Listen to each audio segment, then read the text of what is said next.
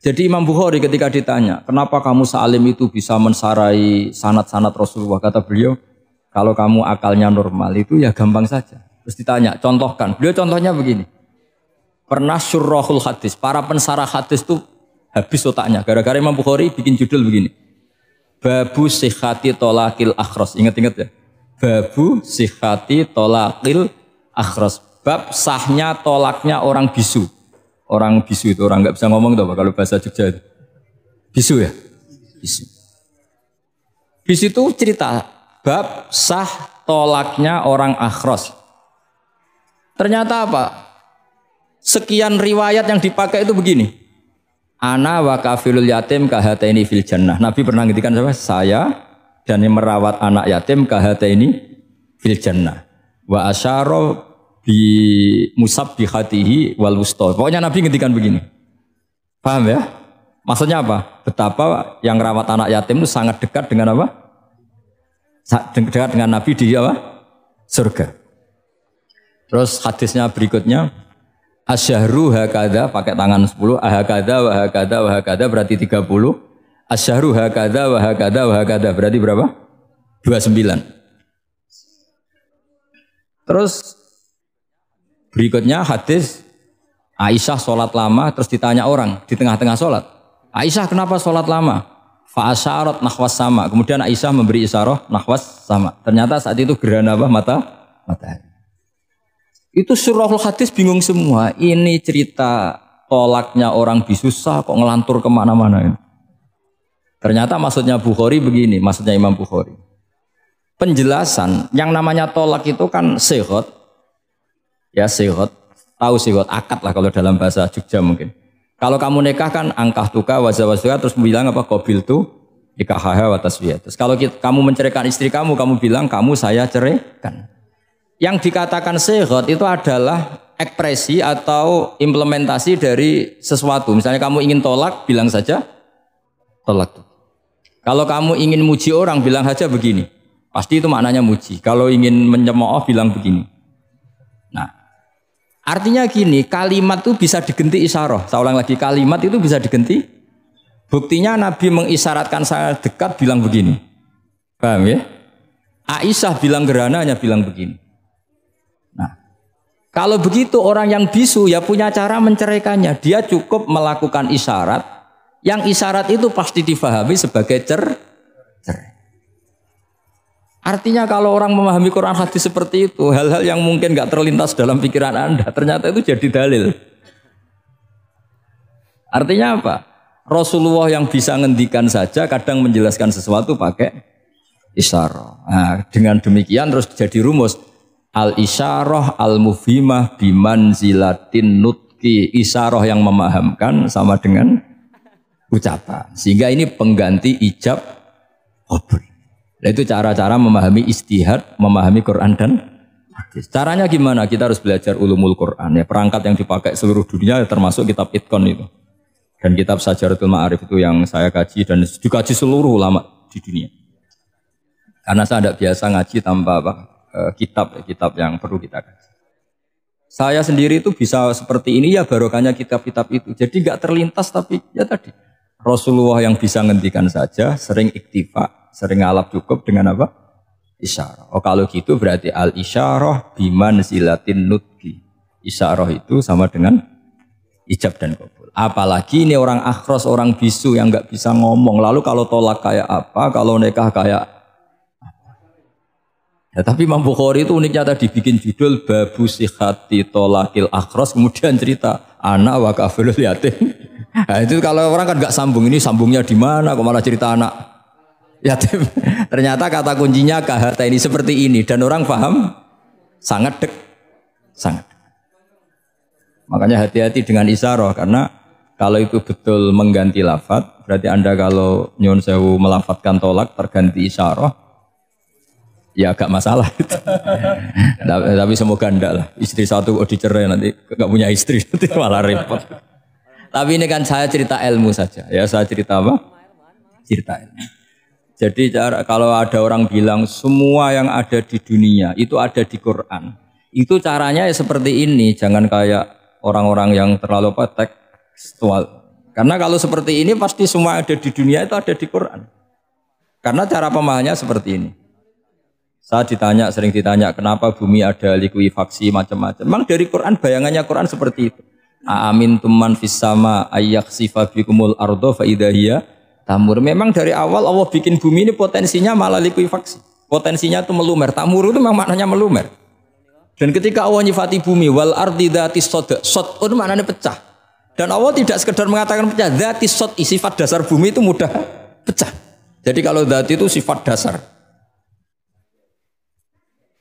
Jadi meskipun Quran tidak meneliti spesifik kayak para ahli gempa, tapi dari awal Allah ngendikan bumi itu dzatis sod wal ardi dzatis sod. Bumi adalah berkarakter pecah. Kenapa berkarakter pecah? Karena dari awal bumi ini lempengan-lempengan. Di Qurannya dijelaskan gitu. Wa fil ardi qita'um mutajawirat. Bumi ya kelihatannya banyak, kelihatan satu, sebetulnya dari qit'ah, dari potongan. Lah qit'ah itu jamaknya qita'. Terus disebut mutajawirat, saling berdampingan. Kalau dalam bahasa Arab, berdampingan itu berarti sel-selnya beda. Kalau bahasa Arab bilang sesuatu yang bercampur namanya mukhalatoh, jadi satu. Kalau yang beda jenis namanya mujawarah. Nah, Al-Quran itu bilang wafil ardi qita'um mutajawirat. Bumi ini karakternya, per potongan-potongannya karakternya beda-beda. Sehingga memang potensinya bumi ini hancur. Apalagi dari awal memang dipersiapkan mau dihancurin. Makanya nggak usah takut kiamat, memang rencana Tuhan mau dihancurin gitu. Makanya sanggup takwa saja. Kalau ingin menghentikan penghancuran ini tidak bisa. Itu sudah dalam rencana Tuhan pasti dihancurin. Makanya kalau orang sufi ditanya, kenapa tidak bangun rumah? Tuhan aja mau rencana hancurin bumi kok rumah tak tata nanti juga hancur. Gitu. Tapi kalau di Islam kota saya ngomong gitu kan dia wah ini orang nggak jelas ini. Gitu. Padahal yang kedonyan itu yang nggak jelas sebetulnya. Tapi ini saya cerita jadi supaya UII ya yang didirikan ulama-ulama. Saya masih ingat ketika Profesor Zaini cerita, Pak Zaini saya ini kan kiai, saya tidak punya gelar apa kok jenengan minta bantuan ini. Katanya Pak Zaini dulu UII ya didirikan banyak kiai dan sebagian pendirinya juga nggak punya gelar katanya. Gitu. Tapi mendingan nggak punya gelar manfaat daripada punya gelar nggak manfaat. Malah problem. Tapi ya nggak masalah. Sudah ada manfaat, tidak punya gelar malah repot lagi. Sudah cara berpikir gitu saja. Sudah. Pokoknya sementing semuanya baik apa saja. Jadi nanti setelah sampean mengkaji ulumul Quran ya tadi seperti yang dikatakan Imam Syafi'i itu gampang sekali. Kenapa gampang? Karena fa'innal uqula muttarratun ila qabulil haq. Akal ini pasti dipaksa untuk menerima kebenaran. Kayak saya berkali-kali ditanya sama seorang kiai, kenapa sih Gus masalah la ilaha illallah kok sampai Nabi ngendikan wa in zana wa in saraka. Siapapun yang melafadzkan la ilaha illallah Muhammadur Rasulullah itu suatu saat pasti masuk surga. Meskipun dia pernah zina, pernah maling. Itu jelas teks hadis di Bukhari, di Muslim wa in zana wa in saraka. Meskipun zina dan ini bukan berarti Nabi melegalkan perzinahan enggak, ma'adzallah enggak akan terjadi. Nabi melegalkan perzinahan. Tapi Nabi ingin ngendikan begini. Absolutisme kebenaran itu tidak terganggu oleh kesolehan dan kefasikan. Karena kebenaran absolut siapapun akan ngomong seperti itu. Saya berkali-kali nyontohkan, Rektor Al-Azhar akan bilang 1 tambah 1, 2. Lonte ya bilang 2, koruptor ya bilang 2, KPK ya bilang 2, 01 ya bilang 2, 02 ya bilang 2. Karena absolutisme kebenaran. Dan Nabi itu ingin mengatakan bahwa Allah Tuhan ini kebenaran sejati. Sehingga siapapun yang melafadzkan sah. Jika orang yang kafir 70 tahun sekali melafadzkan syahadat sah. Tidak usah begini. Pak kafir, soleh dulu ya beberapa tahun gitu.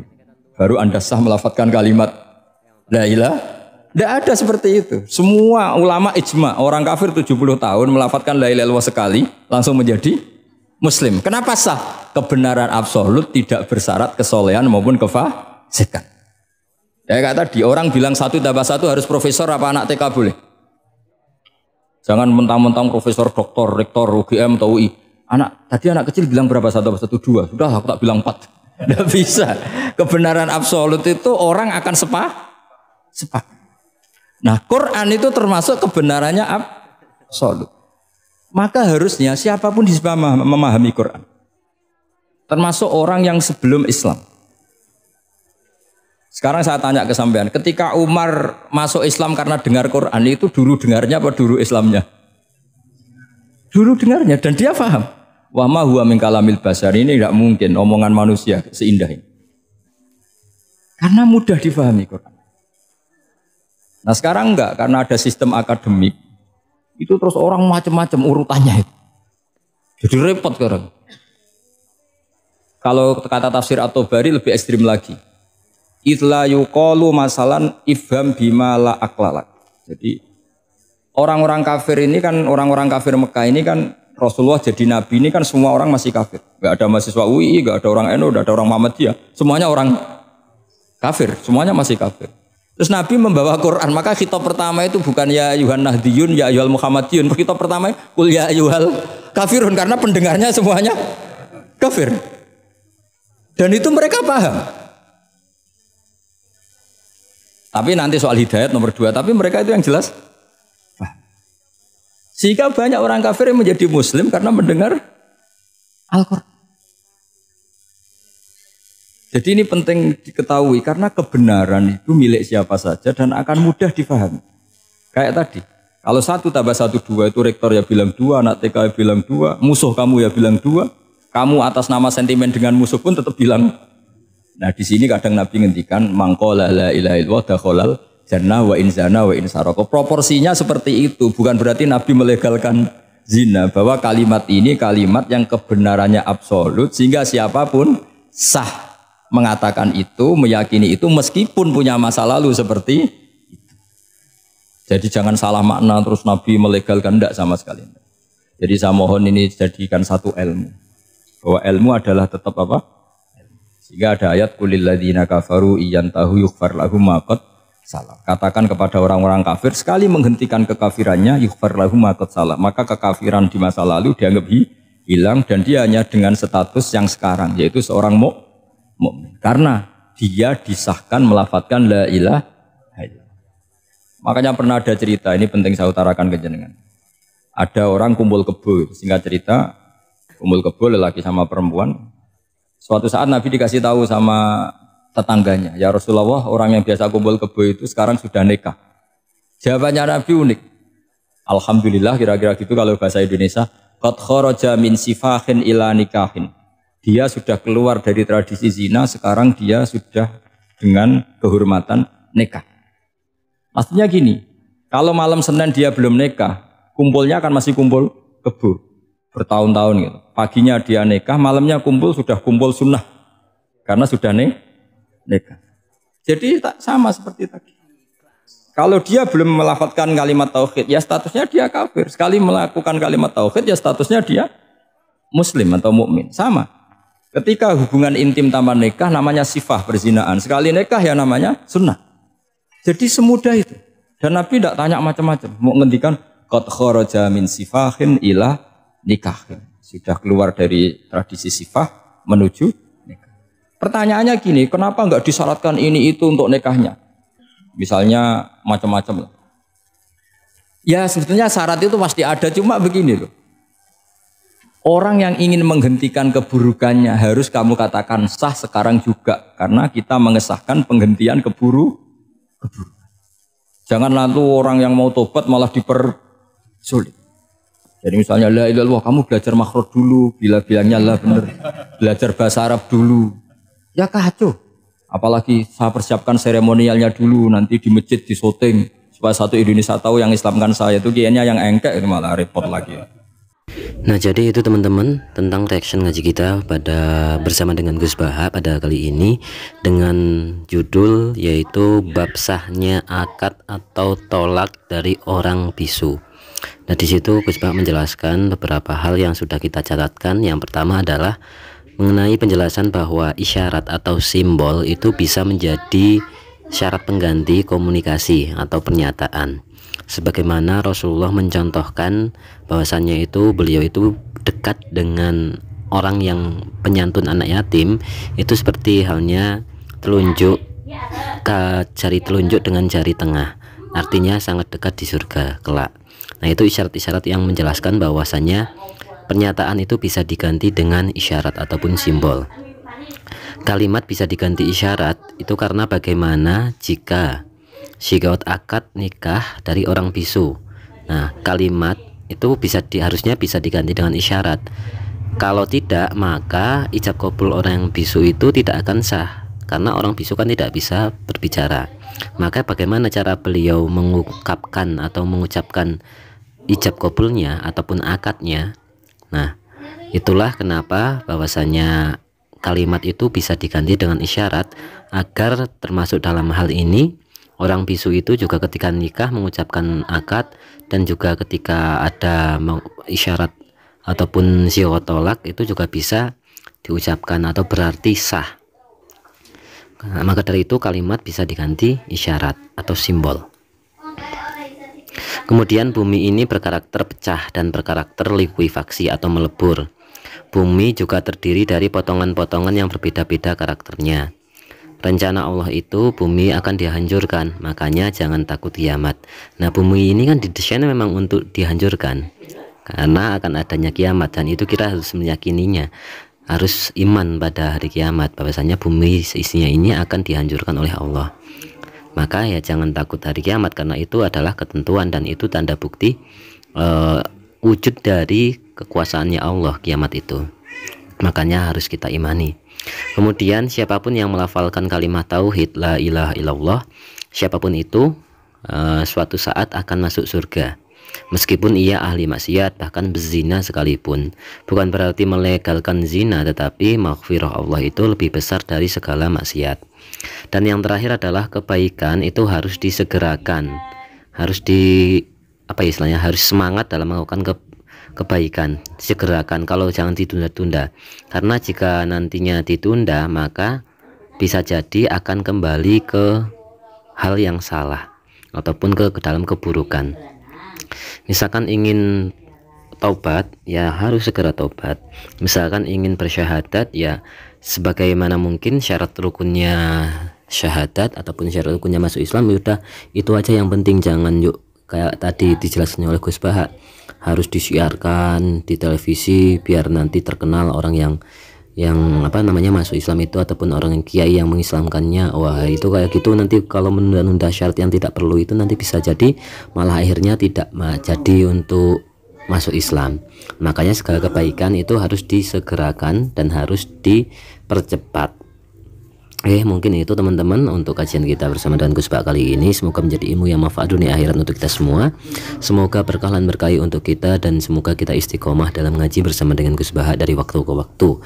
Tentu saja masih akan ada banyak kajian-kajian dari Gus Bahak dalam channel ini. Maka dari itu jangan lupa subscribe-nya teman-teman, bagikan kepada teman-teman yang lain agar syiar akan kebaikan dan ilmu yang manfaat dunia akhirat ini dari Gus Bahak semoga bisa menjadi semakin masyhur lagi. Mungkin itu saja teman-teman. Terima kasih. Wassalamualaikum warahmatullahi wabarakatuh.